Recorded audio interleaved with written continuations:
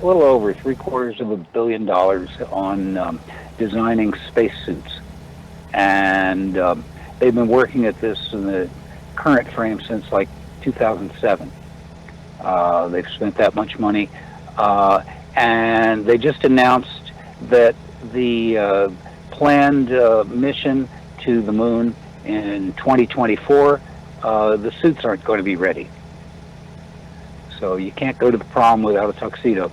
They're not going to have suits available until 2025, which means they're probably just going to call SpaceX and say, "Hey, Elon, can you let me know about selling me some suits?" Because Elon Musk and company designed their spacesuits in-house, and then they had Under Armour build them for them. And they cost $200K a piece, which, when you think of all the hardware on a spacesuit, yeah, it's going to cost some money, but they buy them in lots of 100, so they have lots and lots of spacesuits. And apparently they come in various sizes, because if you remember that the pictures from that crewed mission that he sent up a couple of weeks ago, with the one female astronaut, and she's like 1.5 feet shorter than the other guys. So it's in pictures anyway. So obviously they have suits that'll fit various people. So they just, in typical Musk fashion, they just did a complete end run around all the problems that everybody complains about with spacesuits. So I thought that was more interesting than some of the other space stories. Anyway, the topic tonight is regarding stuff on Earth that looks like stuff on Mars. And I know that sounds kind of like a category for Jeopardy questions or something, but the connections are definitely there. And there seems to be influences that are there.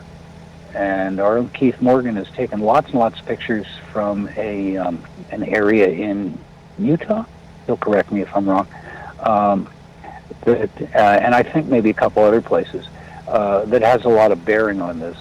And I found something that I thought was more appropriate than digging up more pictures of Göbekli Tepe and who knows what else on archaeological journals.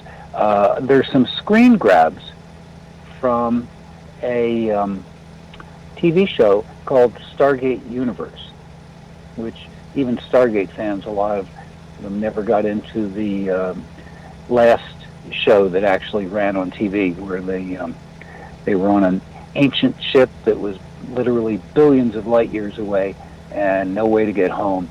And anyway, the show was much darker than the other Stargate, like SG-1 franchises, but interesting anyway. And they got permission to do some location shooting, because for their pilot they had to go to New Mexico to go to White Sands. They could not find a gravel pit in western Canada that was large enough to do the desert-like scenes that they had in the pilot episode of that show. So they took the crew down to New Mexico and went to White Sands. And while they were there, they met other people, and somehow they got connected with an Indian tribe who will not identify themselves, and they don't want anybody to go there. It's not exactly Skinwalker Ranch, but they said, "This is our reservation, you stay away." And so they couldn't give any direct credit, but it's somewhere around Las Cruces. So there's somebody out there that will immediately say, "Oh, I know where that is," but I do not. So I just grabbed some screenshots from one episode that they actually located there, and I can promise you the Indians promised this, the production crew promised this, but I saw a special on it, and they said they never touched anything. They were under very, very strict instructions to not mess with the landscape. So aside from the little road that the Jeeps go up and down, there's, they didn't modify anything. There's no graffiti. Maybe there's a couple of picnic spots we can't see, but and they're not ruins. It's the landscape, or at least now it's the landscape. But I thought the fact that there are people walking around in the pictures made it a little more contextual. You can kind of see how big things are and the relative sizes, and you get to, because of the change in the camera angles, you get to see them from one side and then from the other. And that's something we don't usually get the benefit of on Mars. And so I thought that was a nice change. And one of them, the last one of the four, it's a slightly different color balance. Again, it's a film crew. They were filming this. I didn't modify things. There's just someone walking down the road.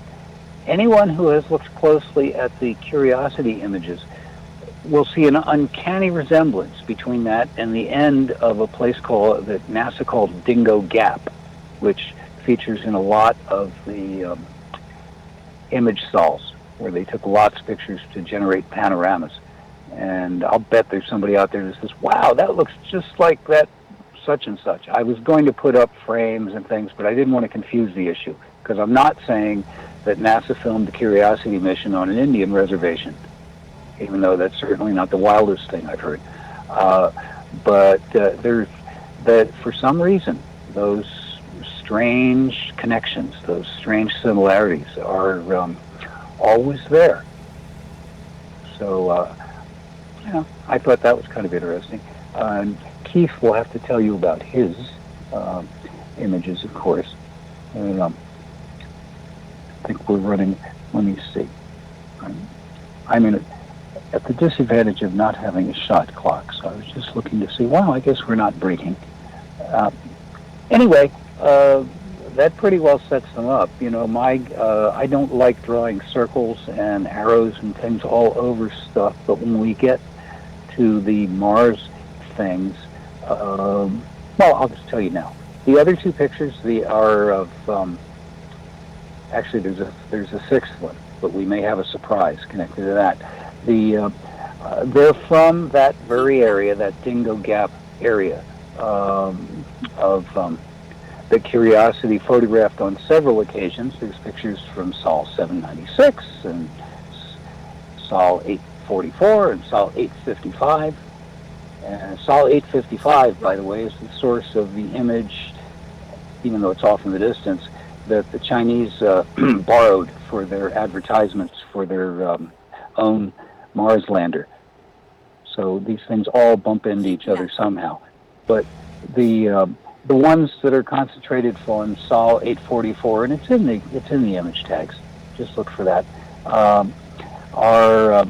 they're covered with what certainly look like icons, religious idols,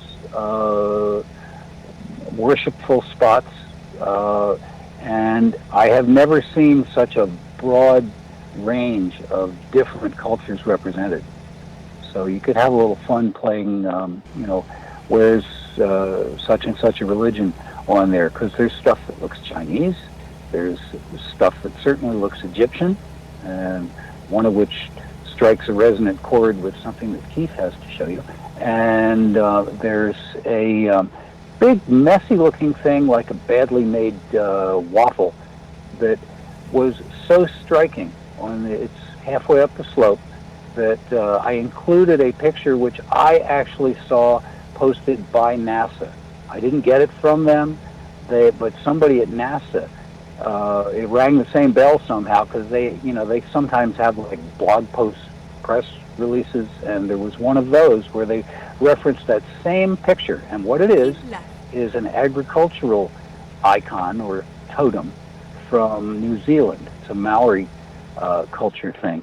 They would bury these little figures in the field to allow the spirits, the nature spirits, to have a sort of a foothold.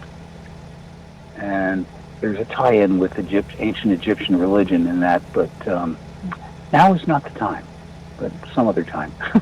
I run down rabbit holes on anthropology stuff sometimes, so I won't bother you with that. But that's what that gnarly-looking figure looks like, and I'm still struck after a few years of staring at it by the incredible similarity between those two.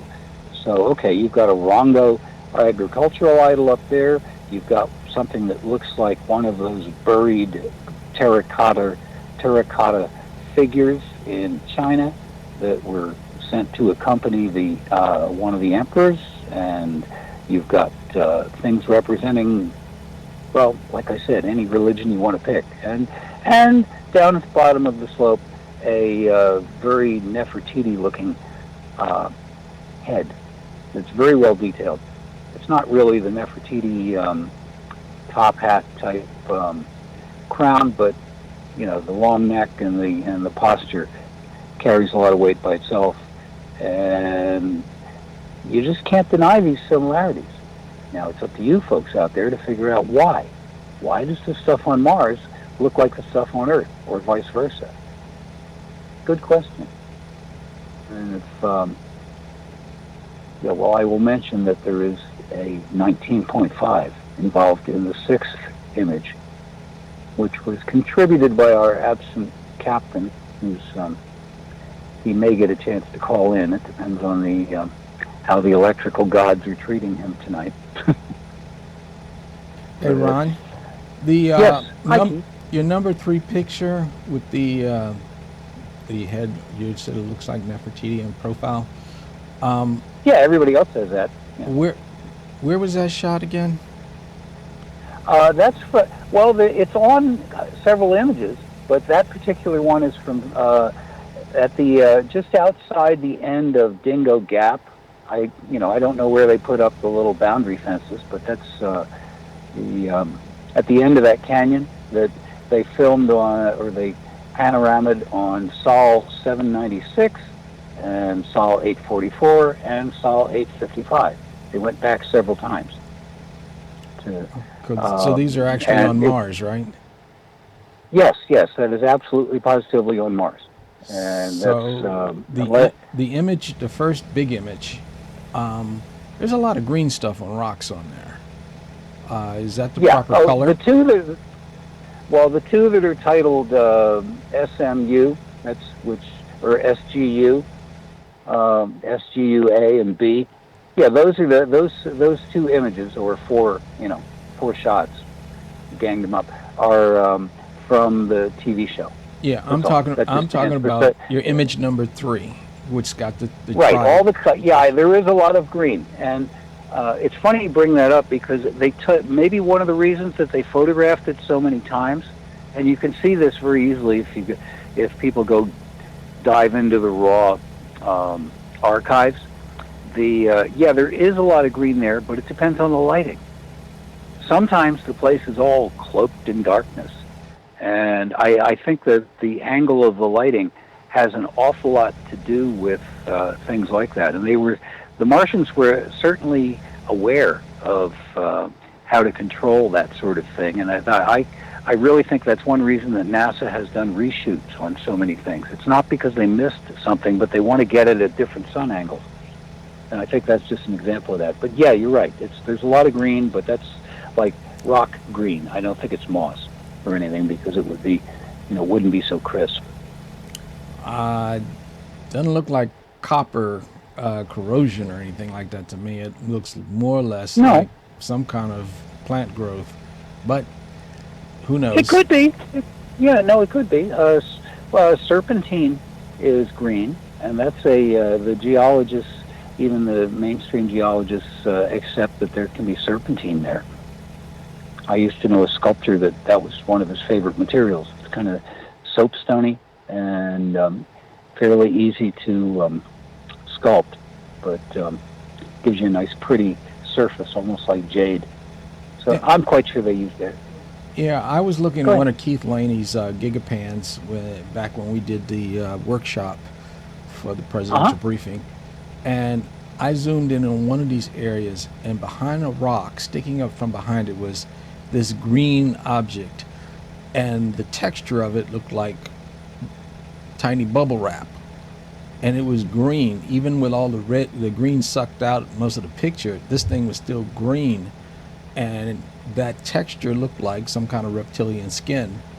And I wish it was a video, because if it moved, then it would have definitely proven it was some kind of living creature. But I have to find that again, because that just blew me away when I saw it, and dumb me did not take a screen grab of it when I was looking at it. Oh, there's more. I like that. I like that comparison to a reptilian skin. That's a good. good way to look at it, because there's a lot of that sort of pebbly textured surface, which really is hard to explain by geological processes. It doesn't look like erosion. It doesn't look like carving like we're used to it. But sometimes artists put a texture to something, and the whatever's causing it. It could even be a sort of a corrosion by plant. There are plants that settle in on a rock and eat away at it. And it could be some sort of moss. It seems reasonable that if anything survived the initial atmospheric loss, it would be something that could evolve really, really fast, like a simple organism like a fungus or a mold or a lichen or something. I see no problem with any of those. In fact, on that one picture, the one that's got the Nefertiti head on it, there is. I'm going for a bigger version here because I can do that. Where did I put it? Oh yeah, there we are. Let me see if it. No, it doesn't show on there. But if people go and look at, that's from. I'm sorry, that would the one that's got the Nefertiti head on it. See, that's case in point. That's from Sol 796. Yeah, it's actually from the one. 844. It's from the one right above that, in the lower right-hand corner. It's that. Yeah, the lower right-hand corner. That's just a museum picture. That's just it had a tag. No, not the rock. Not the rock with the swirls and the face in it. I'm talking about in the very big picture above the two. The lower left-hand corner picture with the head in it is in that lower right-hand corner of the very big picture above both of them. Yes. Okay. Yes, that was my cunning ploy to make to allow people to see it in a slightly larger size. Okay. Because that's and in fact it's 2 of the 3 days that they did major photo shoots there. The perspective and so forth is pretty much the same. They just got a different time of day, so they get mixed up. And so that one on the lower left may in fact be from Sol 844. I'm not that's why I didn't put a date on it. It was a miscellaneous close-up, and I said, I should use this one because it's nice and clear. But and you can see there's those pyramids in the distance. On the panorama. They're it's out of focus. They were definitely focused right on that ridge and right on that particular head, and things at that same focal plane. Because in the distance past it, it's all blurry. They were they were specifically looking at it, and that's why they spent so much time there. But if you look at another version of that image, and like I said, it shouldn't be hard to find in the NASA's own archives. You can even see it on the raw images down right below. Further down, a part of the picture that does not show here, there is something that looks very much like an artichoke. Now, I don't know if it's a carving of an artichoke, but or a fossilized plant. Or you could also say that it looks kind of like one of those creatures from the Alien movies that would attach themselves to somebody's face. So it could be any one of those. But but that wasn't germane to the sculpture stuff. So I wanted to fit it all on one picture. Yeah, you can get lost in this stuff. There's so much detail. Yeah, we're about a minute out from the break. Okay, well. Because one of yours has has Nefertiti neck and all, as I remember. Ron? Yes. Yes, we are going to go to break. So, folks, you're listening to The Other Side of Midnight. We're having a conversation with Ron Gibran and Keith Morgan. The show is called A Terrestrial Connection, and we shall return.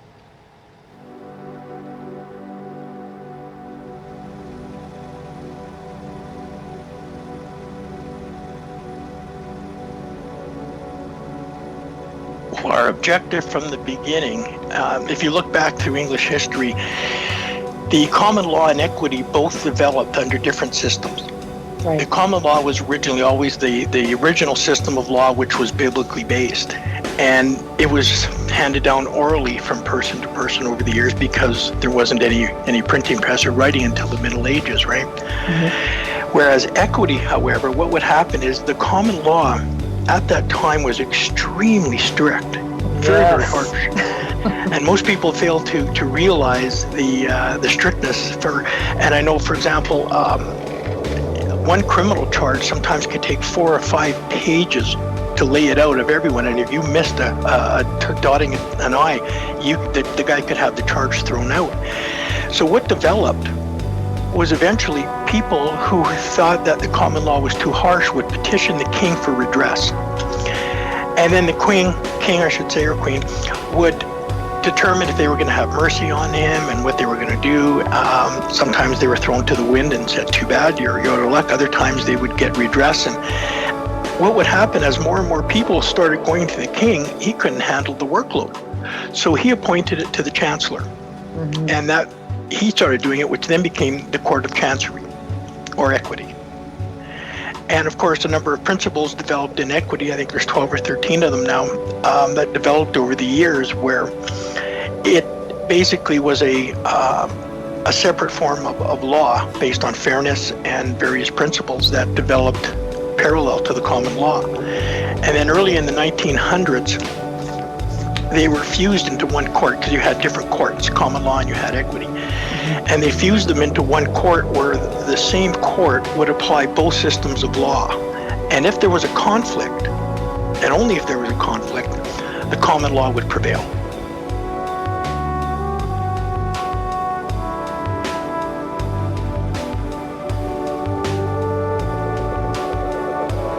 Hi, I'm David Kevin Lindsay from Canada, and I would urge everybody to be able to support the other side of the news.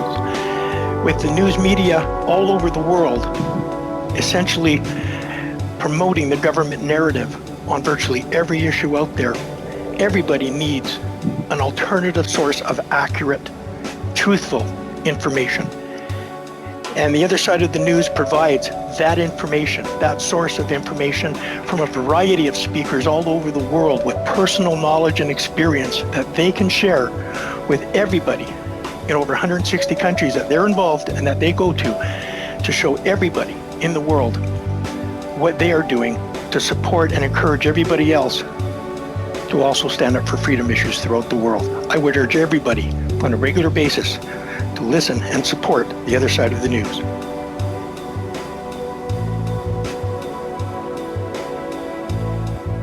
And welcome back to The Other Side of Midnight. This is Cynthia. And tonight we're enjoying a conversation with Ron Gibran and Keith Morgan. I'd like to share a little background on Keith. He is currently our sound engineer, so he's on every show, really. He keeps this plane flying. Keith has been an electronics technician with ABC News in Washington, D.C. since 1982. He has a BA in Communications from Howard University with a minor in Computer Science. He helped build Howard University's TV station WHMM, now WHUT. He worked at WRC Channel 4 in Washington in 1980. Keith is the discoverer of what has been coined the Morgan curve on Mars. He has researched Mars anomalies since 1988 after purchasing the Monuments of Mars. He worked with Nightline with Ted Koppel.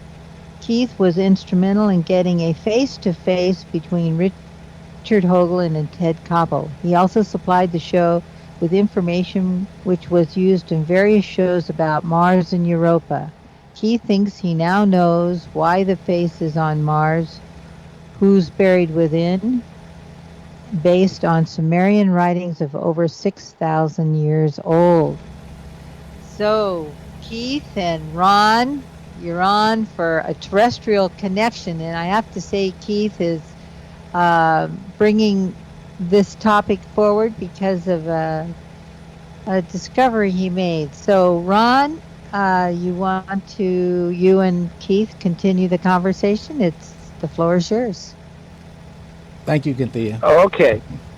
Yeah. I was just going to turn it over to you, Keith, so that works out well. Just go ahead. Okay. This is my second guest appearance on the show instead of doing the audio behind the scenes. And I've gotten some pretty good comments from some of the listeners, and I appreciate that. And I hope not to disappoint them tonight, because I got some stuff that I figured out just as I was putting this together, because I saw something that I didn't see before. I have pictures that I've taken personally in Utah, because my son used to live in Utah.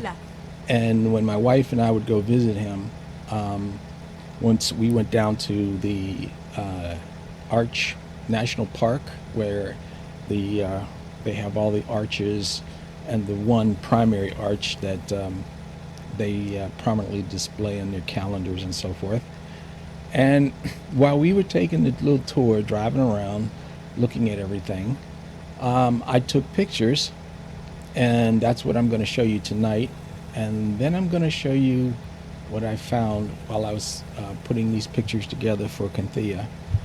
If you go to the other side of midnight and you click on tonight's show banner, and you scroll down till you see my images, you will find the picture number one is the first thing that caught my attention, that really, really blew me out of the water when I looked at it. The thing is people have the ability to look, but they don't really see. And everything that they've been seeing or talking about in Utah, they're saying, oh, that's just a natural formation. This is a natural formation. No. This stuff has too much detail. It's defying the natural laws of how nature creates things. And one of the things that caught my attention was this, what looks like a silhouette profile of Nefertiti, or an Egyptian headdress person wearing a headdress. And the way it's perched is it's balanced in such a way that the weight of this thing, the back of it, should have broken this off decades ago, or even further back than that. But this stuff has been there for a while. And so if you click on the first picture, for those who know how to zoom in, if you open this in your browser, you can either hold down the control key and roll your wheel on your mouse, if you have a wheel in the center of your mouse, and that will enlarge and shrink the image, and you should be able to zoom in pretty good. Now, picture number two is actually a close-up that I took of this, but for those who can't zoom in, or if you have a touchpad, you can put two fingers on the touchpad and you can spread your fingers, and that will zoom in as well if you have a newer model of type of touchpad that allows you to do that. So there's a couple of ways, and then just the browser, it'll have a little magnifying glass that has a plus sign in it. If you click that one time, it will make it bigger, but to get the really close, you have to do the zoom to get even closer. But what I want you to look at is the profile that I was talking about. Looks like an Egyptian headdress on a profile of some kind of head, with a neck and some kind of body sticking out of it. And I thought that was really interesting, and when I really got close to it, it still looked like it was an artificial construction. And what really stood out was the pillar next to it that's part of the structure, and it's got a slope on it and an angle, and it looks completely artificial, and it looks like there was something on top of it, like another head or something, and it is long gone. But Keith? Yeah. There's one more on there, because you can see it on your closer zoom there. If you look down at the next step down, below the those two features you're talking about. There's that square door-shaped thing to the left of it. Yeah, that does which not is an indent. No, that's what that looks like is an Egyptian false door. Yep. The fundamental thing about the construction of tombs and the like. They would put in these false doors that were inset a bit, and sometimes there was some trompe-l'oeil fuss on them to make them very detailed. Sometimes not. But that's exactly what that looks like. Either that, or if you go up to it and you have the right number of fingers on your hands and you press them against it, it will slide back.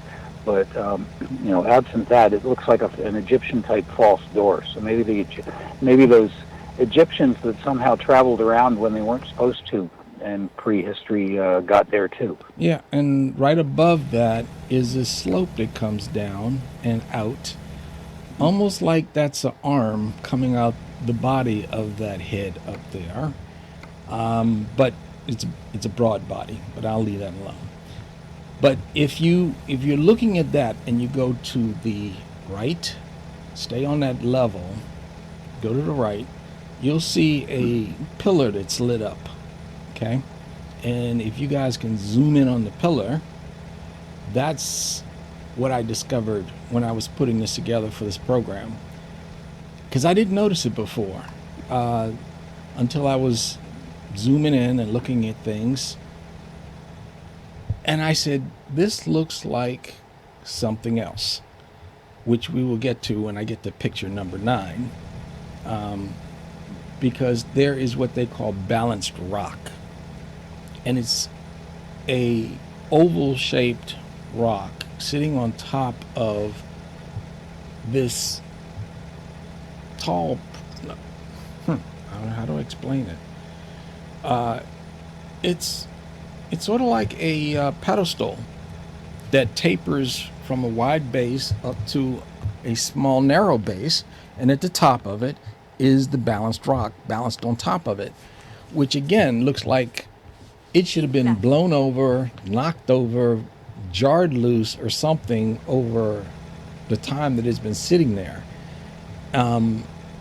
But when I saw that really tripped me out, because when I first saw it, I said, it looks like a fish head alien, because the way it's shaped, the way it tapers to the front with a ridge coming down the center, and then it's got a mouth that's open right where the mouth should be, and it's symmetrical. It's elongated, but it's symmetrical. And I'm going, this is just too coincidental. It looks like a fish head alien to me.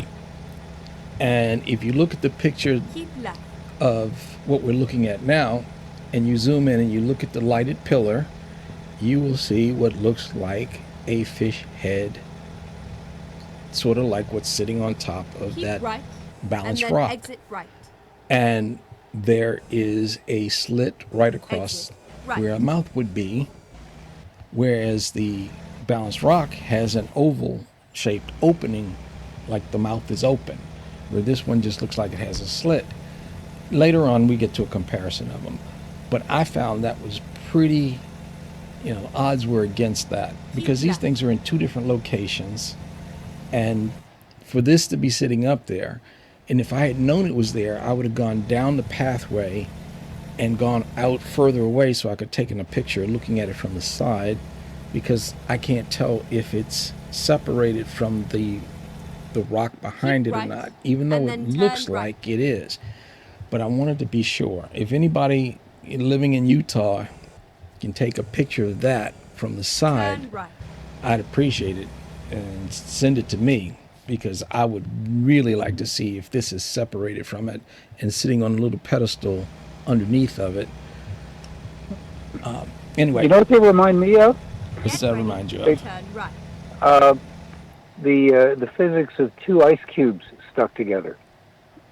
Okay. Think of two ice cubes and in a recently emptied glass, and they kind of fuse together, and but they're not lined up, they're not centered, they're just stuck there. Okay. Well, it's like a shaman showing off. I mean, it's the other visual I get is like Fantasia, like the Sorcerer's Apprentice. Okay. Waving your arms around and you're whirling things around, and you can move matter this way and that. And I mean, that's about the only way I could see them being fabricated. Okay. Well, picture number 2, it was just a close up of the thing that caught my attention when I first saw it. Picture number 3. These are all my pictures. I took these personally, and I'm looking at this unusual structure. It looks like it's been carved. It looks like it's been carved deliberately for either statues or something standing along the top.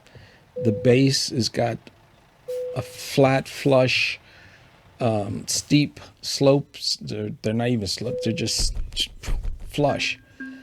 And there's a whole lot of these all over the place down there, and they seem to make right angle turns and other corners that just don't look like nature came along and said, oh, let's do this. And if you look at the foreground of that, you'll see this perfect little square or rectangular cylinder sticking up out of the ground, and they're saying all of this stuff is natural. I seriously have my doubts when it comes to that. Even if this was underwater, it's really hard for nature to actually form something like that. So let's go to picture number 4. Picture number 4, I took this because when I saw this, I said, this is a statue of a figure.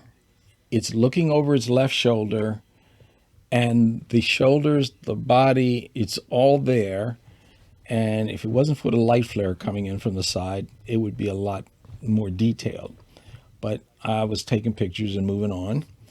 But you can virtually see the nose and the mouth in this thing. And I'm going, this is too much of a coincidence that even the chest, the neck is narrow, the chest stands out. And I remember listening to an Art Bell show, and he was interviewing a Native American descendant, and he had taken pictures in this sacred area that they didn't let anybody know about. And in this area, there were these huge statues. I mean, they were huge, and they were carved into the outcrops, just like this. And some of them looked like angels with wings on them, and others looked like just figures, but they looked similar to how this one looks.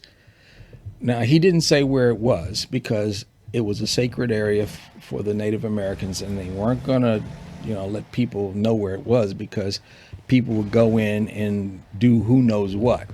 Look what happened to the monolith in Utah, okay? When people started flocking into there, in the middle of the night, some guys came out, decided they're going to tear it down and make a statement about that's what you get for leaving garbage in the desert or something like that. And that thing had been sitting there since 2015. But we're going to talk about that when we get further down in my images.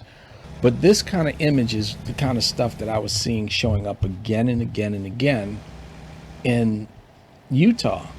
And every place I turned, it was like, this place is littered with artifacts and nobody sees it. Now, when we get down to picture 5, if you click on picture 5, here we have the sheer cliffs again. They're just... But if you look at the very bottom, you'll see along that flat side, there is a relief sticking out from everything else that's just flat and sheer. And there's nothing that should create something like that naturally. And if you look at the shadow of it, you can see that it is raised from that face because it is sitting away from it, casting the shadow. Now, I sat and I pondered about this, and I pondered, and then turn you right. can zoom in on that too if you'd want to. You'd click on it or do the mouse zoom. But it looked to me like someone sitting in a chair with the two knees and something else going on, their arm across their lap. But it's weird looking. Get ready. Because it doesn't look like a humanoid figure, even though it looks like it's got two legs. But then there's this other side of it, almost a mirror back, but it's kind of different. But it just doesn't look like it belongs there because the rest of the face is all been smooth all the way down. Safe and sound. But then if you go in front of that to the left, you'll see that there is a rectangular area that looks like it has been gouged out or carved out or something. Again, almost, it's not as deep, but almost like another false door. And if you look at the details of that, it's got something rectangular hanging down inside of it.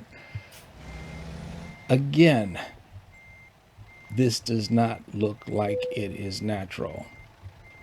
So I'm looking at all of these things in Utah and wondering, was this the work of the Anunnaki? Is this the stuff that they had a base in Utah and this is stuff they had left behind? Now in picture number 6, am I right? Number 6. Yeah, in number 6, that's a close-up of the relief sticking out from that face.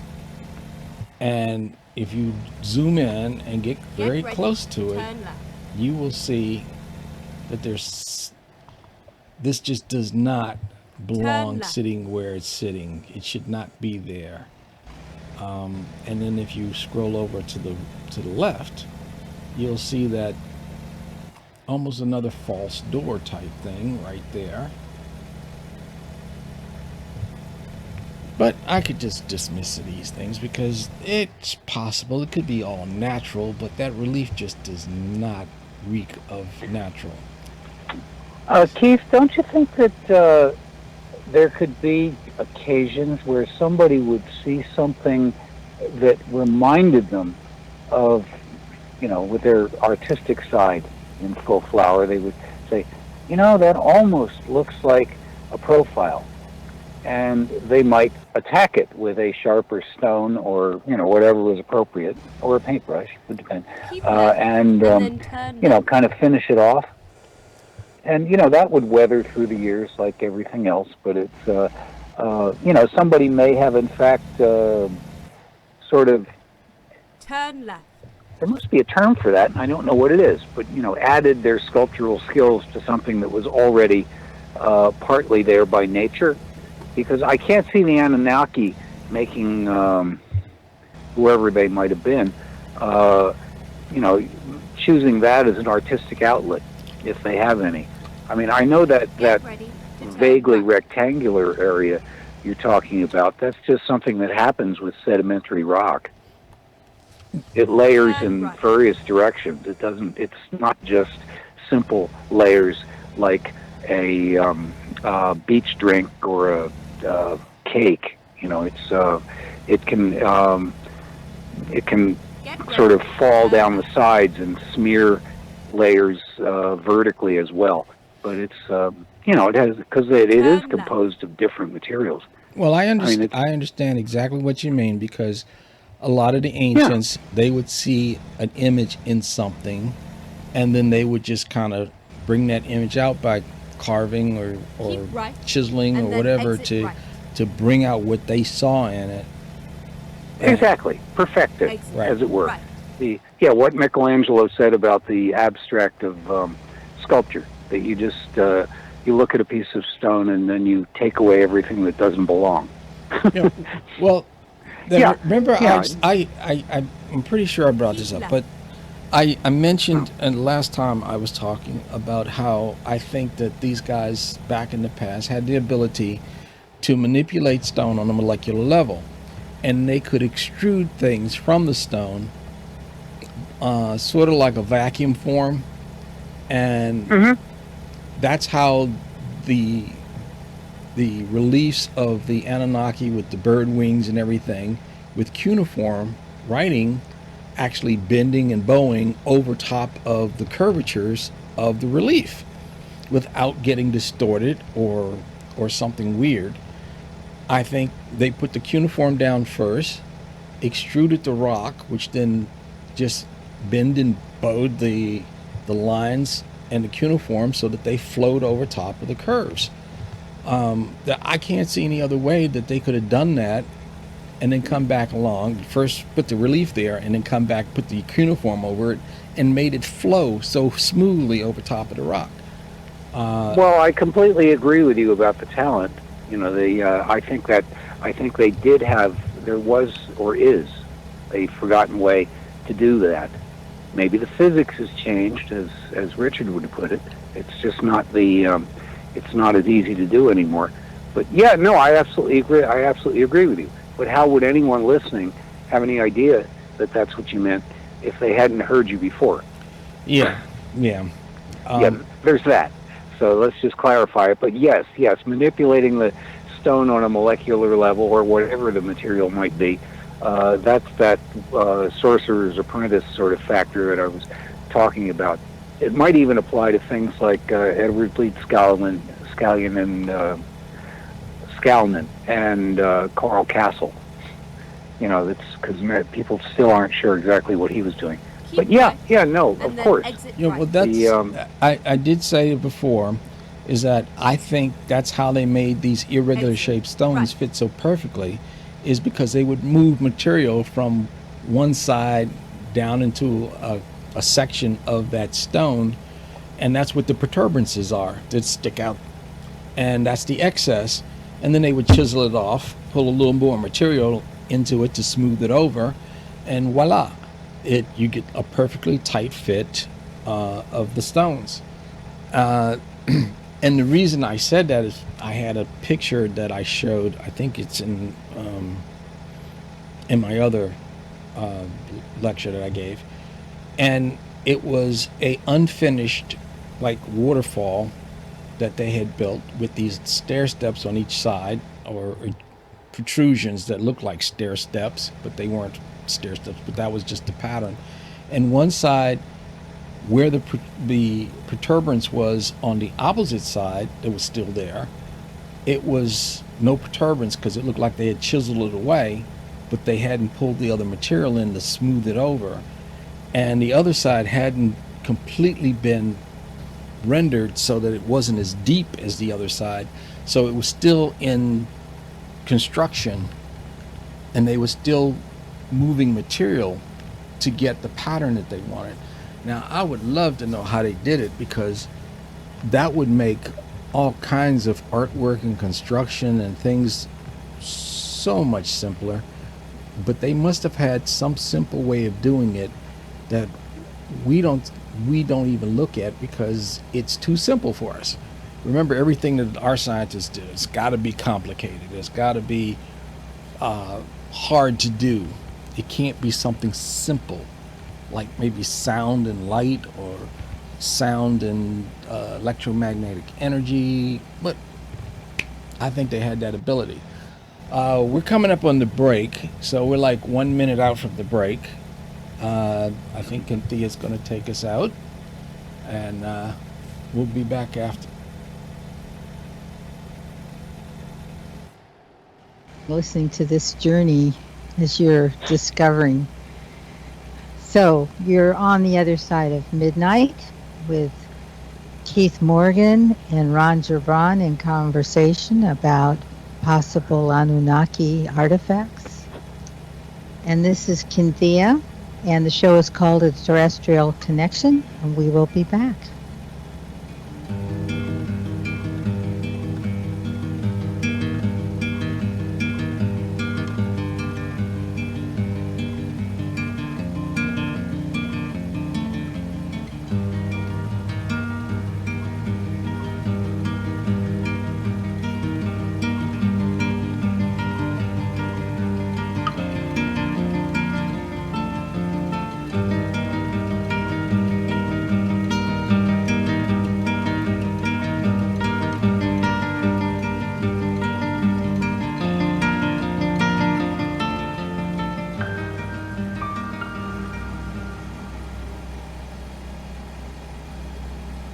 Richard C. Hoagland here.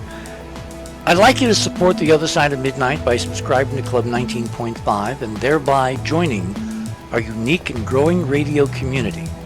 Tune in to listen to our fascinating guests, pioneers on the out there edge of science and thought, and gain access to exclusive member benefits.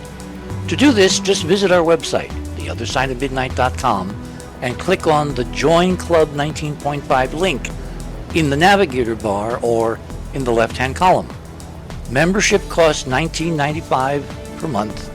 That's 33 tetrahedral cents a day. I mean, it's the price of a couple of cups of coffee.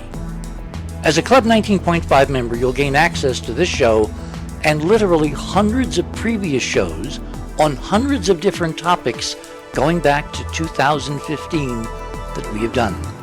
Our archive shows have the commercials removed, and you'll be able to download the MP3 files directly from the 19-point archives if you prefer. To enhance your listener experience, a new The Other Side of Midnight podcast is being added to all show pages, which will allow you to instantly search the show archives of Radio with Pictures, thus easily accessing the corresponding show. Plus, you can just as quickly access the entire podcast list when you're on the go.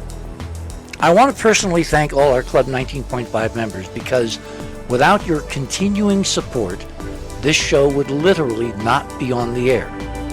Please continue supporting the broadcast that provides you with the most interesting conversation available, talk radio at the cutting edge of science and thought, and if you like what you hear on The Other Side of Midnight, tell your friends, and continue growing the show by having them subscribe to Club 19.5 as well, because we need all of you. And when I say we need you, you're the reason we're doing all this.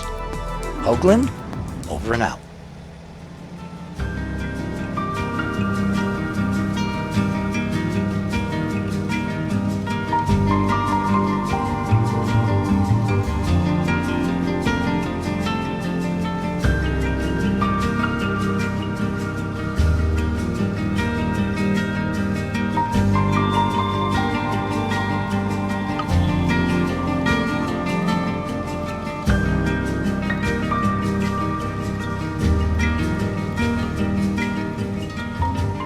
Welcome back to The Other Side of Midnight. We're standing in for Richard Hoagland, Richard C. Hoagland, and it's myself, Cynthia, with Keith Morgan and Ron Gibran. The show is called A Terrestrial Connection. So Keith, please continue. Thank you, Cynthia. Okay, I'm going to pick up with where I left off. Image number 7. That was another one that when I saw how that looked. Those are two statues standing back to back. And what got me on that was there's two heads. One is facing one way and the other one's facing the other. And if this is just a natural formation, how come these protrusions are at the top where the head should be rather than being down in the middle, or one at the top and one at the bottom, or one in the middle or something like that? These look like two statues. One looks like Anubis facing one direction, and the other one, it looks like a face or something facing the opposite direction, maybe with some kind of hat on. But I found that to be interesting as well. And as I walked around it, I have other pictures from different angles. It still gave that impression that these were statues standing back to back to each other. Let me move on, because someone said I missed one of the alien heads, and that's what picture number 8 is. If you click on picture number 8, this image, or they call this the balanced rock. That's the one on the side, yes, on the left side. And balanced rock, to me, looks like a fish head alien. And that rock is so perfectly balanced up there. It just does not make sense that this is still sitting there. after probably thousands of years, and it hasn't broken off, rolled off, or anything along those lines. But then there's other stuff like the structure behind it, which has this weird pattern to it in shape, and it just doesn't fit the fractal pattern of this area of Utah. Both of these things look like they're aged sculptures that have just weathered away. I keep wondering, what will Mount Rushmore look like in 1,000 years or 2,000 years, let alone 500,000 years? Keith? Yeah. I got a thought on that. Not throwing a flag on the play, but on like number 9, where you can see quite clearly the collar sort of aspect of it. Yeah, those always look crazy when they're balanced like that, but that's exactly what you get with sedimentary layers, because some are stronger than others. The Sphinx in Giza is 3 different types of sandstone in layers, and they were aware of that when they carved it, because the hardest, the hardest part is actually down by the feet, but they were covered by water for most of its existence. But it's, it has that same sort of striation, and that's what that is. And you can get everything else rotting away. You're right; it's been there for 1 million years. I mean, that stuff has been eroding away for a long time, and you end up with it like that. Eventually, they fall down. There's anybody that watched Game of Thrones, that natural bridge that they sailed under in so many scenes. I think it was the entrance to, I can't remember which city it was. Well, I don't think it was Bravos. It was one of, but anyway, that fell down. It fell down when they were in the, it wasn't their fault, because they never did anything but take pictures of it from afar, but it's, yeah, they do break eventually.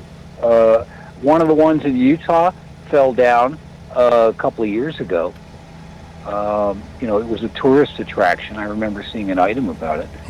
So it can happen. This one's just been lucky so far. But I have no doubt that somebody that was going to sculpt it would take advantage of the different textures of the rock. But it's because it's basically different material. So parts of it will when they do eventually rot away, they'll crumble, and you'll get an effect like cement falling apart. And the stuff that's a little smoother in texture will erode, and so it'll exaggerate the difference between them. But some of that stuff is natural. Yeah. Well, that's a very interesting formation, though. Yeah. Well, you see that brow ridge at the top that the head slopes into it, and then it comes down. If you zoom in on that head, you're going to see a pattern on the right side that looks like somebody carved something into it, and you can clearly see that's carved into it. And is that representing the eye? And well, if it's a fish head, like in Sumerian or Babylonian myth, yeah, sure. Yeah, and if you lighten this up, I didn't lighten it up, but the side that's in shadow on the left side, you will see another, looks like another type of eye. So that those two objects caught my attention, and I'm still looking at this as being artificial. I think this probably got rebarb or something in there to keep this thing fixed in place, and that's why it hasn't gone anywhere. But do you really think it would need that? I don't know. It just looks like the weight of it does not conform to being perfectly balanced, even when the wind is blowing, and they get some serious winds down there. But this thing seems to have defied that, and I don't know. They do, and some of them are literally, some of those occurrences are literally balanced rocks. They will rock back and forth in the wind and so forth. And where was it? Was it Australia? There was or Arizona. Maybe because they both start with A. I don't know. Somewhere I think it was in the Southwest, not Australia, but it was just in recent past, in the last couple of years, some vandals got arrested. They actually caught some people that were responsible for knocking one of those over. Oh, okay. You know, they just thought, yeah, well, we'll see how tough this is. You know, and they actually, maybe emulating the people that were trying to pick up Thor's hammer at the beginning of one of the Marvel movies. But they managed to knock it over with their truck or something. And fortunately, they caught them. And that's why that's why I don't blame the Native Americans for not letting people know where their sacred lands are at with those statues, because amen, people will go in and say, no, this don't fit my beliefs, and start tearing stuff down, which is kind of stupid. But the oldest ideograms known in North America are up in Santa Barbara, around Santa Barbara, and they got, just like 2 years ago, some people out there on a weekend, they put graffiti all over the place. These are rock inscriptions that were painted there 30-some thousand years ago, and they said, oh, well, if I just put a couple feet on this, it looks like a cow, ha ha ha, you know, this kind of thing. Yeah. I know, people are pigs. No, they're pigs. So, oh well. So if you go to image 10, okay, image 10 is that pillar that is on that same mesa where the Egyptian headdress profile is at, that lit up pillar, and right. And if you look at number 10, I've got a side by side, and I'm looking at fish heads. They're fish head aliens. And why is there one here and then there's the one on the balanced rock? And they're almost identical, except the mouth isn't open on the one on the left. But it even looks like there's a slot for an eye. And it looks like there's another spot on the shadowed side that looks like an eye. And I'm going, this thing is also perched or balanced on, looks like a pedestal underneath of it. But I couldn't get a shot from the side of it because I didn't know it was there. If I had known when I was there that was sitting there, I would have definitely gone around to the side and taken a shot from a different angle. So that's why I said if there's somebody in Utah that could get a shot of that from the side, and so I could see that from a different angle, that would probably be a clincher for me that these two guys are one and the same. Somebody, it's all about the shadows. Yeah. You really think it looks the same? Well, not exactly the same, but look at how the profile on the one on the right has that ridge that comes down the center, right? Yeah. The more I look at it, the more it looks like a bird instead of a fish. I mean, I could say I literally a chickadee, a parakeet sort of bird. I mean, they did venerate that, the Indians, and they certainly had more birds around than we do now. It could be a fish, I don't know, but it looks like a face. You're right. The one on the left, I'm not as convinced, but maybe you just need another sun angle. Unless it's just like a simpler statue and there's a fairly human-looking head at the top. Right. It just I can kind of see that through the blur. Both of them look like they come to a point in the front, and it's you need a different sun angle. Yeah, to me it's too coincidental that two objects like this that are almost that not one exactly in number same. 11 is. Yeah, that one in number 11, that's it. There's definitely a face there. Okay, let's go to number 11. At the top, yeah. Well, it's the same neighborhood. It's right next to it. So yeah, it's right behind it. Yeah, it's right behind it. Yeah. So. Yeah, that's just the kind of situation where you could see someone clambering up there and sort of improving it. A long, long time ago to get it just right, because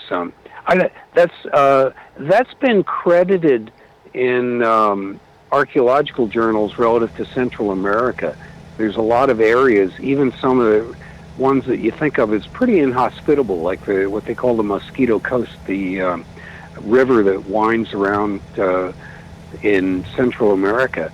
And it looks very lovely in Indiana Jones movies and everything else, and there's all this jungle, and there's all kinds of ruins under the jungle, but that was all sculpted. I mean, that was as terraformed as Disneyland at some point in the past. Yeah. You know, and then they just lost control of the landscape. So some of these could be the same situation. You know, the circumstances around them could have been far, far different when they were initially used, venerated, built, whatever you want to say. And and they're just the last reminders standing alone. Yeah, and in 11. In that right side, it looks like a face with I'm assuming that's a beard or a long chin, one of the two. And Keep left. it just doesn't belong there. And up above, if you look at that, what's right above that head, it almost looks like there's a bird on the back with the beak and an eye. And I don't know if that's what I'm looking at or what, but it just looks coincidental, like there's a bird perched on his back or above him, and I don't know. Anyway, it could be the angel of death wrapping its wings around him from the back, and he hasn't noticed yet. I mean, yeah. Because it's an awfully pointy chin. But like I said, these things are scattered all over Utah, and nobody seems to be paying it any attention. If we go to number 12, that one, I was blown away. I was like, how are they going to say this is natural? I'm looking at that. Oh, that's a knockout. Yeah.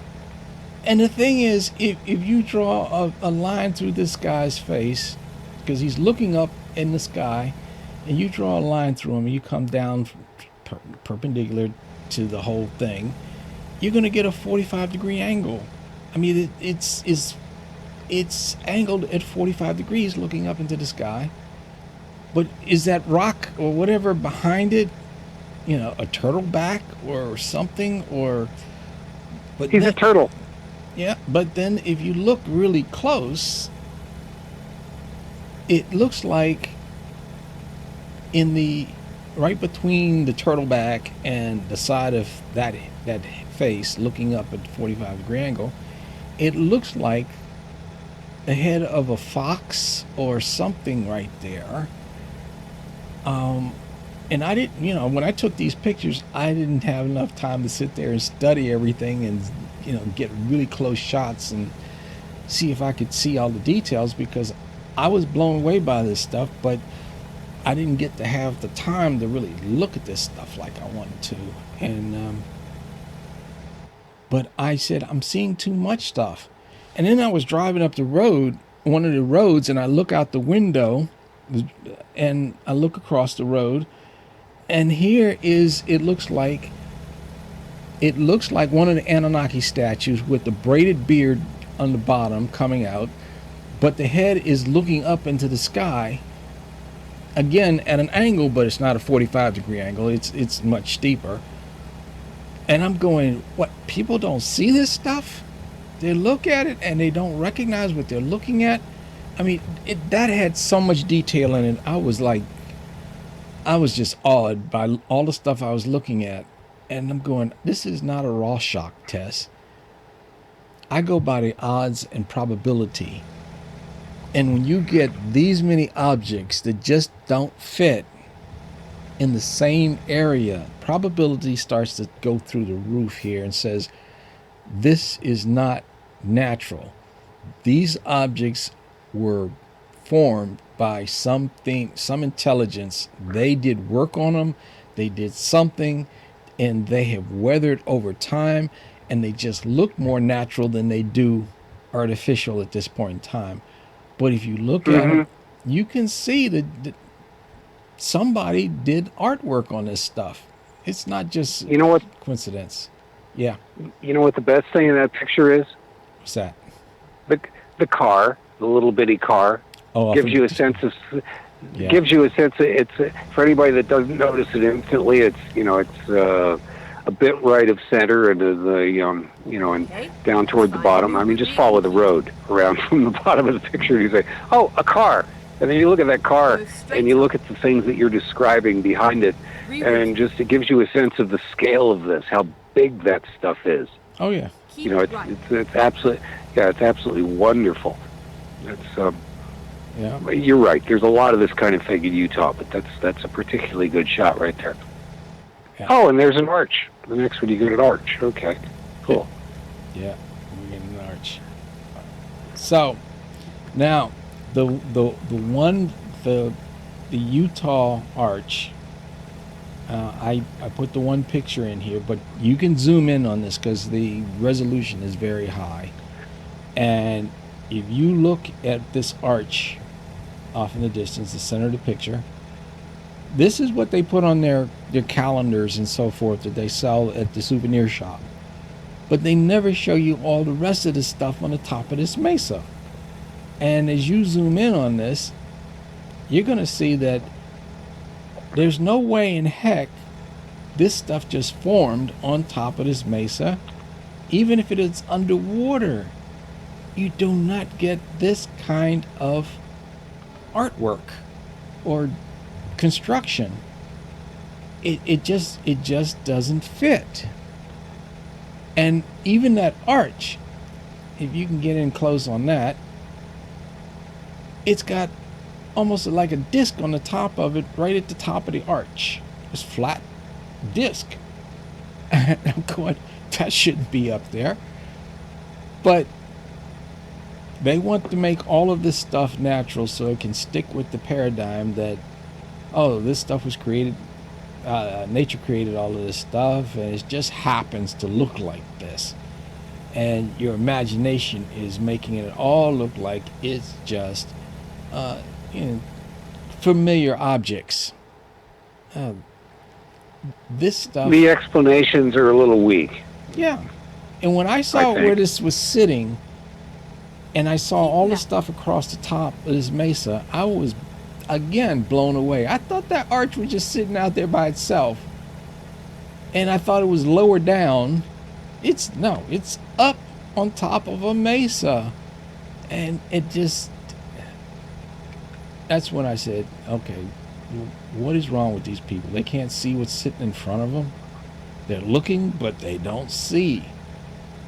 And that's one of the problems that we have as human beings.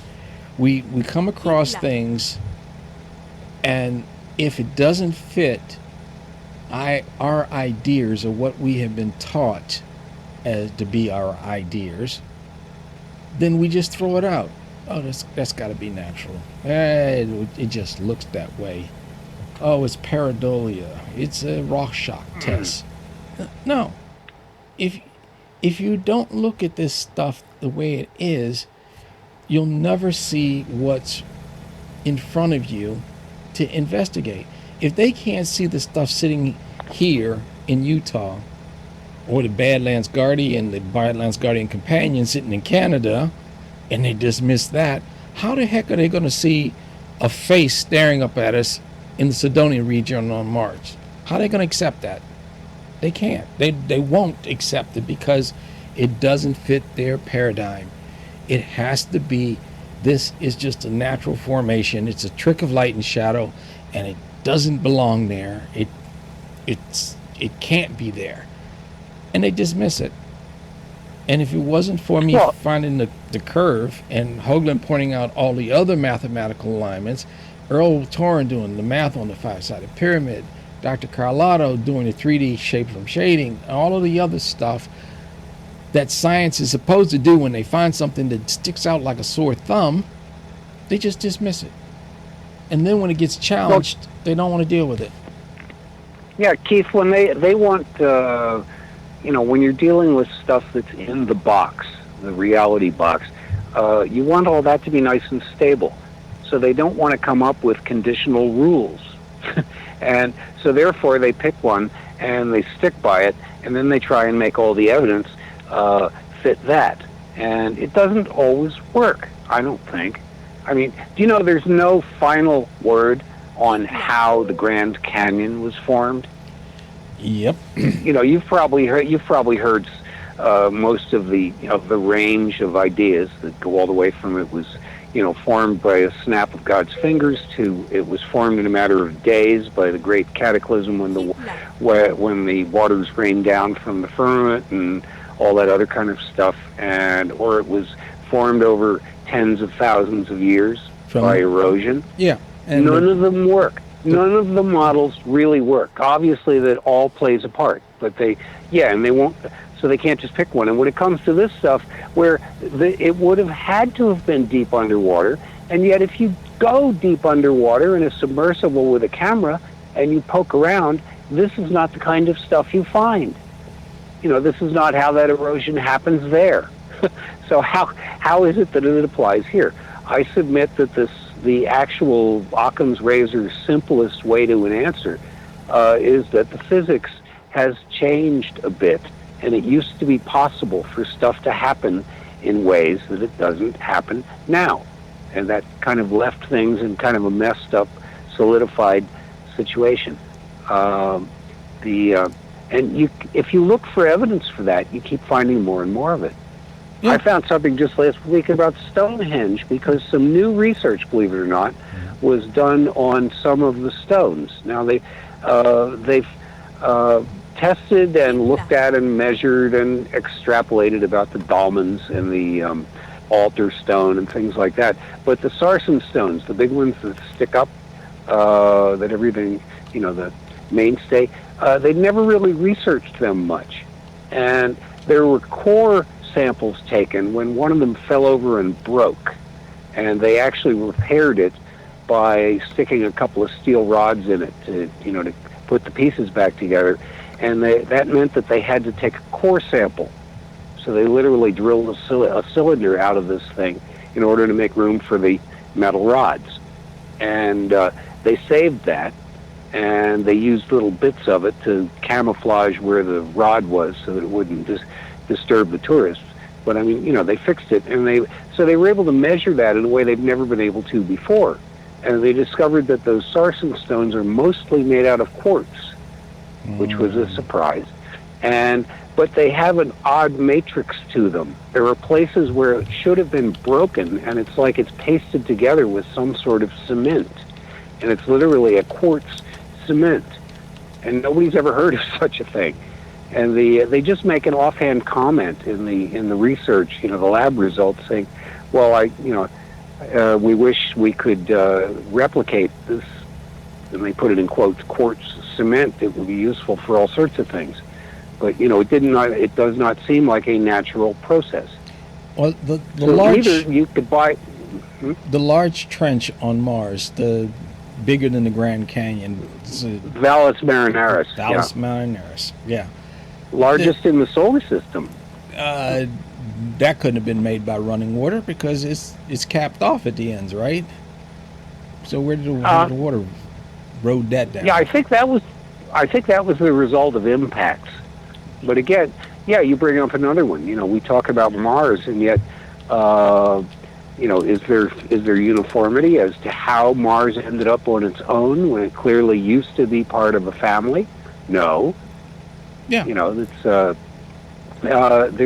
they just leave these details hanging, and they work on in a particular discipline, they work on the superficial aspects that they have got a handle on. Ron, we're at break time. Yeah. So, Cynthia, you there?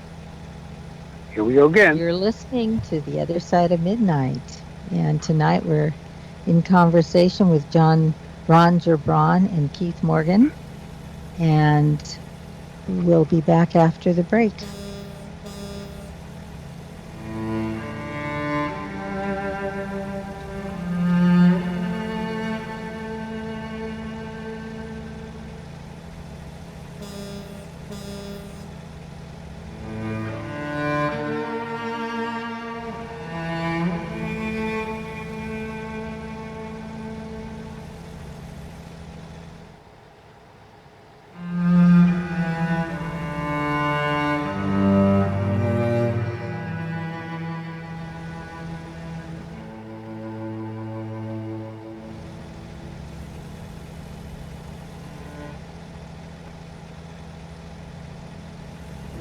Richard C. Hoagland here. I'd like you to support The Other Side of Midnight by subscribing to Club 19.5 and thereby joining our unique and growing radio community. Tune in to listen to our fascinating guests, pioneers on the out there edge of science and thought, and gain access to exclusive member benefits. To do this, just visit our website, TheOtherSideOfMidnight.com, and click on the Join Club 19.5 link in the navigator bar or in the left-hand column. Membership costs $19.95 per month. That's 33 tetrahedral cents a day. I mean, it's the price of a couple of cups of coffee. As a Club 19.5 member, you'll gain access to this show and literally hundreds of previous shows on hundreds of different topics going back to 2015 that we have done. Our archived shows have the commercials removed, and you'll be able to download the MP3 files directly from the 19-point archives if you prefer. To enhance your listener experience, a new The Other Side of Midnight podcast is being added to all show pages, which will allow you to instantly search the show archives of Radio with Pictures, thus easily accessing the corresponding show. Plus, you can just as quickly access the entire podcast list when you're on the go. I want to personally thank all our Club 19.5 members because without your continuing support, this show would literally not be on the air. Please continue supporting the broadcast that provides you with the most interesting conversation available, talk radio at the cutting edge of science and thought, and if you like what you hear on The Other Side of Midnight, tell your friends, and continue growing the show by having them subscribe to Club 19.5 as well, because we need all of you. And when I say we need you, you're the reason we're doing all this. Hoagland, over and out. TheOtherSideOfMidnight.com. Tune in to listen to Richard C. Hoagland and his fascinating guests. Join Club 19.5 to get access to exclusive member benefits. Listen to past episodes anytime on any device. Search the archives of over 180 episodes. Membership costs $9.95 a month, 33 cents a day. Support the broadcast that provides you with the most interesting conversation available. Talk radio at the cutting edge of science and thought. TheOtherSideOfMidnight.com.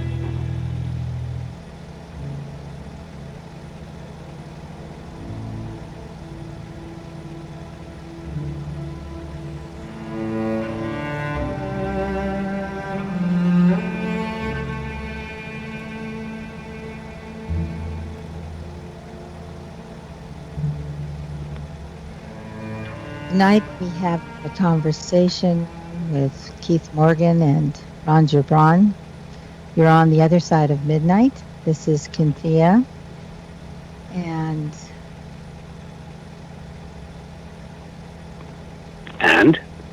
Discovery.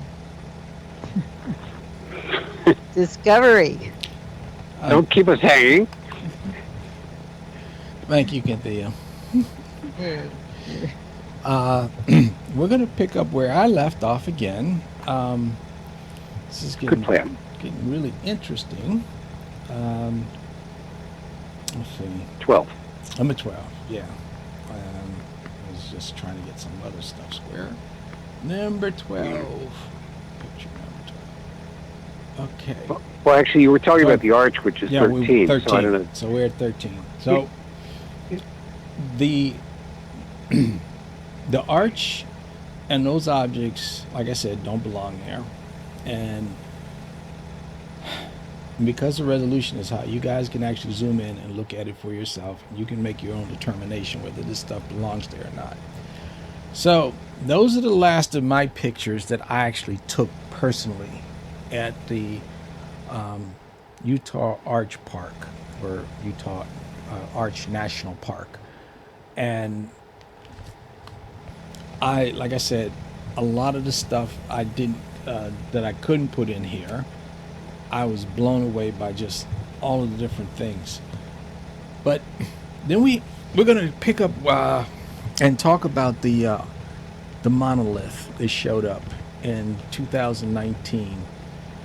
Yeah, it showed up in Utah, and it was found because some guys in a helicopter were counting sheep or something like that, and they saw a glint off of something from the sun, and they went over to investigate, and they found the arch. Not the arch. I mean the monolith. The monolith. Monolith. And then when the word got out, everybody started flowing into the area to check it out, and it became a tourist attraction virtually. And then when the pictures came out from that area, I was blown away. Not about the monolith, forget the monolith. Look at the artwork around the monolith. So if you look at 14, right? That was one of the first pictures I saw come out of the area. And I'm looking at this and I'm going, nobody sees the head of the puma sticking out the left side of the mountain. I'm going, it's a puma with the mouth open, the eye. It's too many details, but there it is, and nobody noticed it. And I'm going, they're walking in here looking at this, and they're not looking at the artwork on the walls around it. And then I noticed on the right side, there was these openings. I couldn't make out what they were, but then I noticed that from the right side, like one third of the way down from the top, there's this curve that curves down towards the openings. And I said, that looks really, really smooth to be something done by nature. It looks too smooth. And I kept wondering, what is it that's in that section with the holes? Because one of the holes at the bottom, you can see the gap behind it, but then there's a connection between spanning the gap going down to this other section, and I couldn't figure out what it was. But then as I looked at the other pictures that came out, these are all screen grabs from videos that I came across because it was easier to grab those than try to get my own pictures. But if we go to the next picture, which is 15, now we're looking down into that little valley area where the monolith is standing. And if you can see behind to the left of the monolith, you can see the puma head. My wife thinks it looks like a dinosaur, and R.C. Hoagland thinks it looks like a dinosaur. To me, it looks like a puma head. But if you look to the right, where that opening and the holes and that slope was at, if you zoom in on that, that's a face of a feline, a cat. Nose, eyes. I'm going, holy it. Keep left. And now I realized what I was looking at because we were too close to look at it. It is an image of a lion or a cat. And I'm saying, okay, we got a puma on the left side. Now we got this big head of a cat on the right side that you can only see when you're looking down into the valley. And if you look at this picture, these idiots came along and tore down the monolith.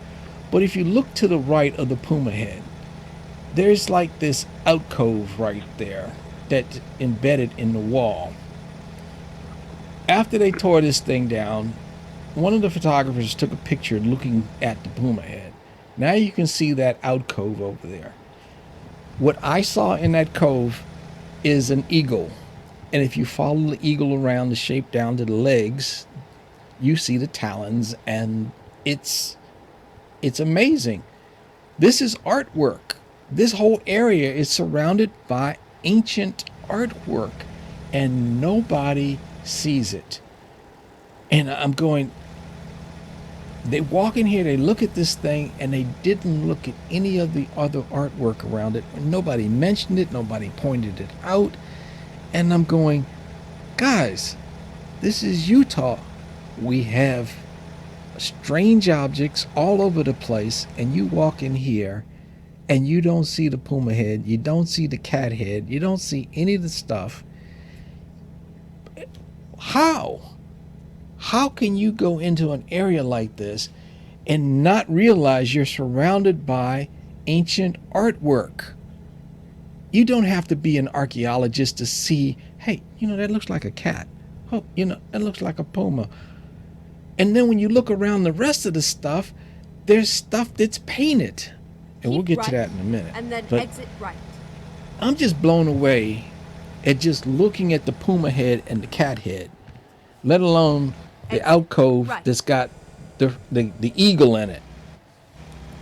That's just crazy. I'm not reading stuff into this.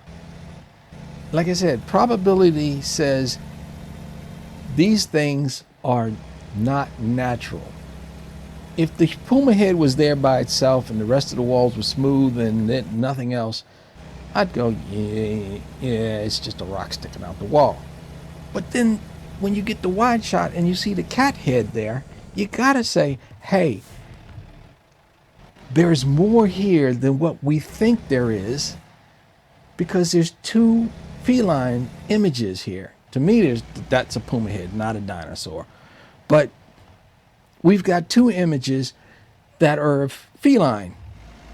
And then when you look on the wall, there's painted artwork. And you're going to see that in a minute. So I'm going to go to the next image. Drive safe. Which is 16. Keith? Yeah. You had a question? Just let me interject here. Well, no, you're as to whether it's a dinosaur or a lion. Well, of course, I like the idea of a dinosaur, but the Panthera leo atrox, which was the North American cave lion, about a third bigger than a full-on African lion today, and they didn't have a mane on the males. Other than that, they look pretty much like a lion. But yeah, they've been extinct for 12 to 14,000 years. In other words, putting them right in that same time period when everything else seems to have happened at the transition from the last ice age. And so there could have been some still around. But so, the idea of it being a lion or something like that is, highly likely. It's probably probable that the dinosaurs in that area have been extinct a little bit longer. Okay. I just thought I'd throw that in. So I did. Yeah, emotionally I vote for the dinosaur, but realistically, historically, anthropologically, I guess I'd have to vote for the lion. But that's not American Indians don't tend to be cat worshippers. That was like everybody else. Mm-hmm. So that in itself is peculiar. There's definitely stuff that we don't know about. So go ahead. Sorry. I'm going to go to 16. Okay. Now here's this boulder, and I'm looking at the boulder, and I'm going, something's not right about this boulder. Okay. First of all, the left-hand side of this boulder, the back side's got this perfect curve that curves around and goes down to the bottom. And then there's this flat section, and it cuts back up at an angle, and it's got this little gap there. I'm looking at the curve going, wow, that is too clean. That is too sculptured to be a natural boulder that came out looking like that. But then as you move around to the right side, you'll see this, what looks like an ear.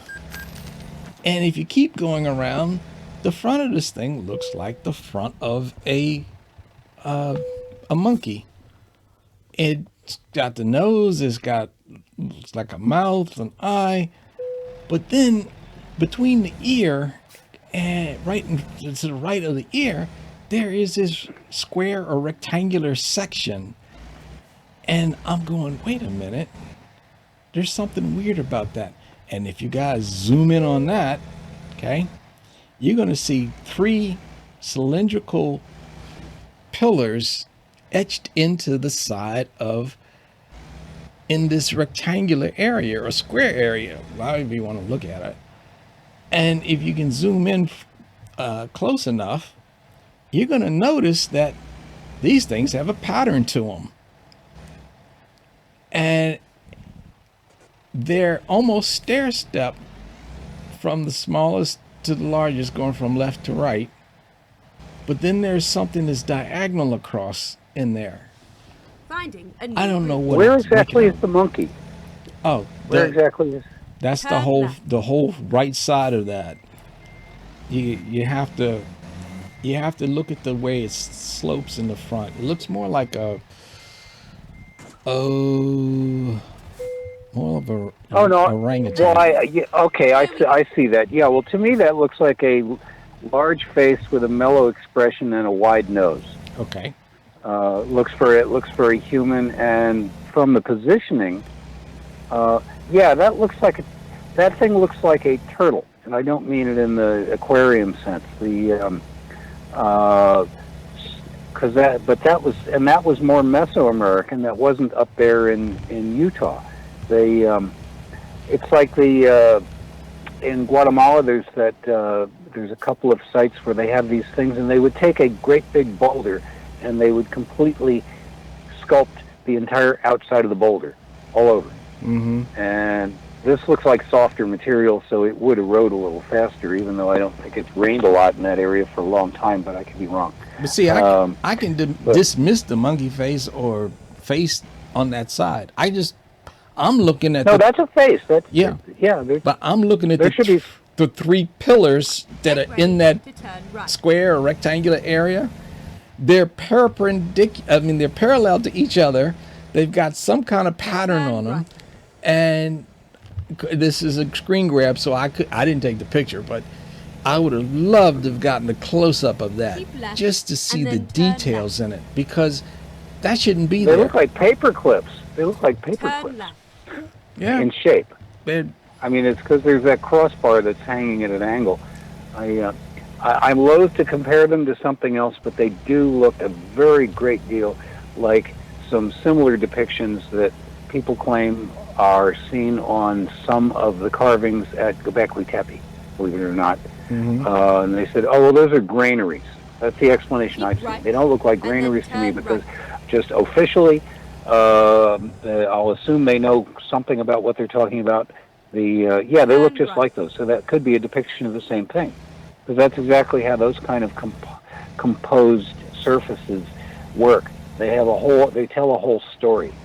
So there would be a whole diorama telling a story running around it, and there would be a great big face representing the principal, or an extremely detailed smaller face, which represents the principal, a leader, an icon, an avatar, somebody.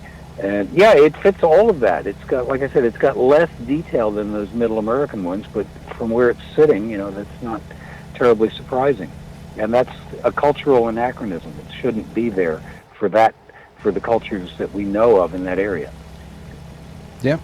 I'm just looking at that detail. You caught it. Somebody carved that. That's not erosion. That's not. Somebody carved that into this. So this whole thing, I don't know what it is. It could be a head that was on top of a statue or whatever, but it's artwork again. Somebody. No, it's got feet. Mm-hmm. Underneath the whole boulder. Look at that little arch there. Clearing the ground. No, it's got it's got pads. It's just what you see. It's that's a turtle. That's one of those turtles. Cool. I never noticed it that way before. Now, if we go to 17, picture 17, okay? Mm-hmm. I was looking at this, and again, I was blown away by what I'm looking at here. And people say, oh, those streaks that's just water that's run down and left these streaks. No, that's paint. this is artwork. Somebody painted this. There is another thing that looks like it's got antlers on it. But then when you look on that ledge to the left center, what do you see sitting on that ledge? A Kewpie doll. If I knock down a line of those, I get a free stuffed animal. It looks like an owl to me. It looks like an owl that was carved or something, but it looks like an owl. And all of this painted artwork to the upper right of the owl, there's something that looks like it's got antlers sticking up. And if you zoom in on it, you will see that there is a lot of detail of something that is, I don't know what this image is, but it's definitely not natural. This was painted on. Some of this was painted on, and I don't get it. I don't know what it is. Do you recognize anything in there besides that look like a elk with the eye and the nose and the mouth? Do you see that? Yeah, well, the little totem statue thing there is, I'm not sure it looks like an owl to me, but it's definitely something. Well, it looks kind of like a cross between a pussycat and a buffalo, but I don't know. To me, it looks but like that stuff an owl. up above the plant. Yeah, okay, no, it's perfectly fair. Sometimes there's a cultural determination. I just don't know. But that stuff up above, the lighter color, that defining something, which was probably a lot more detailed at some point in the past. That looks like plant life. I mean, not growing plants. I mean, pictures. Pictures of plants. Yeah. Yeah. So it's there's definitely a story there, but you need somebody to tell the story to fill it in. It's always a matter of context. But yeah, you're right. There's something depicted there. Yeah. And of course, they'll take advantage of natural erosion and any natural discolorations if it serves their purposes. They did the same thing 30,000 years ago in the cave paintings of places like Chauvet. And yet the stuff is so frighteningly realistic, and when you look at it carefully, like you're trying to do these, that you're going, wow, we haven't learned a thing. I mean, which I think is what Picasso said when he saw some of the cave paintings, because they'll show several lions. We're talking those self-same cave lions stalking out a herd. I mean, there are actually depictions of that. They're up on a ridge looking down at a herd of bison or something, and one of them's kind of resting its chin on its paws, and another one's kind of erect and looking carefully, and exactly the kind of postures that you see in the real life lions. And so this is the same thing. They were depicting something that was natural to them, but it's just, they're just the stylistic differences once you figure them out. It looks like there's something behind it, like there's a richer diorama there. Mm-hmm. Yeah, I'm looking at the right side. You see the 90-degree turn on the right side. There's a carved 90-degree turn right there. Sure. And then there's 3 vertical parallel lines that are kind of angled slightly. They're white lines. Yeah. Go straight on. That just tells me this is artificial. Keep right. Somebody and then painted turn this right. stuff in here, and they look like triffids. Yeah. Turn right. And this stuff Maybe was not. They couldn't have been there. It couldn't have been there after the monolith, or it had to be there before. And whoever put that monolith there was trying to get our attention into this area. I'm pretty sure that you don't put it in something in an area like this that's got all this artwork and not expect somebody to say, hey, look at this artwork. It's ancient artwork. But yes. Well, Keith, the monolith has rivets. yeah. I mean, it's not pop rivets. It's not ancient. Yeah, it's not ancient. It's not ancient. And Google Earth shows that it was there somewhere around 2015, maybe a little bit before in 2014. But right, this does not close the loop on the story, but it's just and that is about the time frame when they were shooting the outside action scenes for Westworld, about 2 miles away. So and who knows how far they range around. Yeah, but was a monolith like that in Westworld? Anybody? No, never, not to my knowledge. Yeah. On the other hand, it serves a useful function for a photographer because of the way it reflects the light. Yeah. We've been talking about getting other light angles and everything, and it's that would function very well if you needed to add fill light to a semi-enclosed area to lighten up the shadows so you get more detail. And give you some control over the direction of the shadowing, so that you could get the time of day aspect under control. Yeah, but if Westworld came in and did that, don't you think they would take their reflector with them? I mean, why would you leave it sitting there?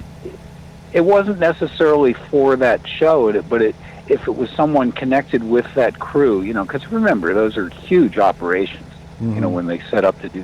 I know. Do something like that. I mean, for the Stargate things, for the Stargate episode from Stargate Universe, I mean, they sent the cast and like 4 people and 2 cameras, down to New Mexico. But I forget who it was that financed Westworld, but I mean, we're talking a major production. We're talking a major production there. Big stars, millions of dollars, dozens of people.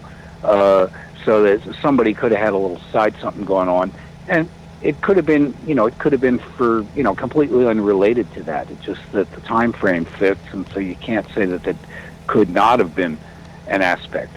Yeah. And if it was, because it might have been something that was noticed at that point or sometime earlier, because any place that's for location shooting, somebody's used it before. Yeah. Well, that you're not going to run into Turok, son of Stone, stumbling around in one of those canyons. I mean, people have been there before. They just don't stick around because there's no running water. They're just but hikers and adventurers and photographers who have their secret little creche where they like to go take pictures. You can be sure people visited it respectfully enough, but somebody at some point stuck in a monolith for some apparently either, like I said, it's either to splash light around or it's for some ceremonial purpose. Ron. And yes, sir. Yes, ma'am. We're coming at the top of the hour, and I look forward to hearing what Keith has to say. Oh, yeah. You're listening to The Other Side of Midnight. This is Cynthia in conversation with Ron Gibran and Keith Morgan. We'll return after the break.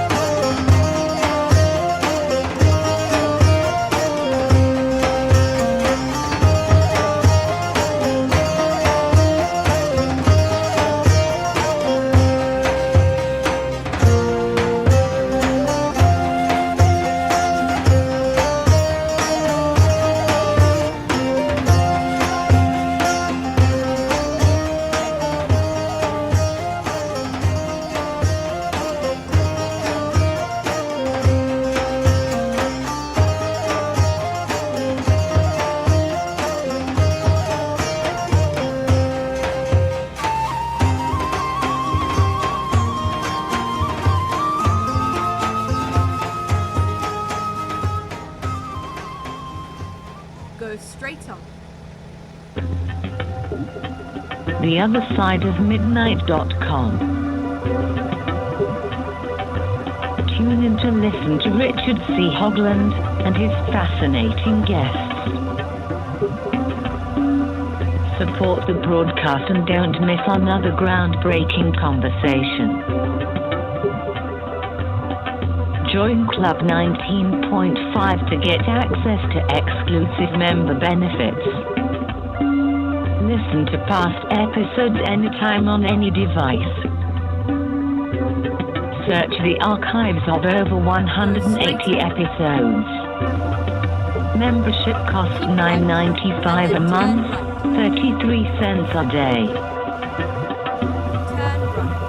Talk radio at the cutting edge of science and thought. TheOtherSideOfMidnight.com.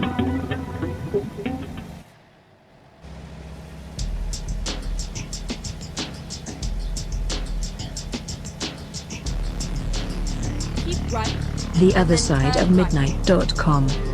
Talk radio with pictures on demand. Liberate your hyperdimensional time scale and non-linearly access over 400 hours of conversation at the cutting edge of science and thought. Join Club 19.5 to get access to exclusive content that fits your interests and time schedule. Filter episodes by guest or subject. Membership costs $9.95 a month, 33 cents a day. Talk radio with pictures on demand. TheOtherSideOfMidnight.com.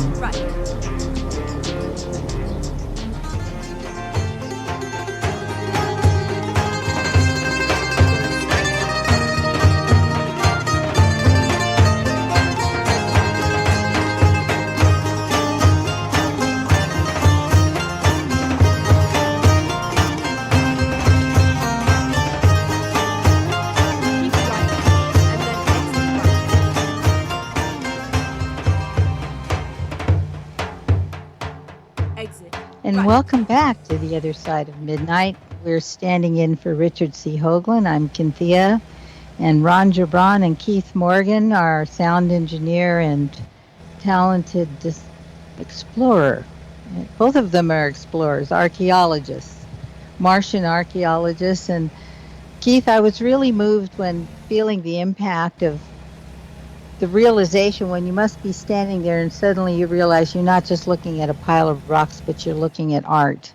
And that like standstill moment when that revelation crosses your mind. And then you're wondering why no one else sees it. I had a similar experience, and it's that aha that is captivating, and I really am enjoying listening to you share your steps on discovery. So please. Thank you. Bring it on. Yeah, I look at this stuff, I see it, I'm awed by it, and I just understand why other people can look at it and not see it at first.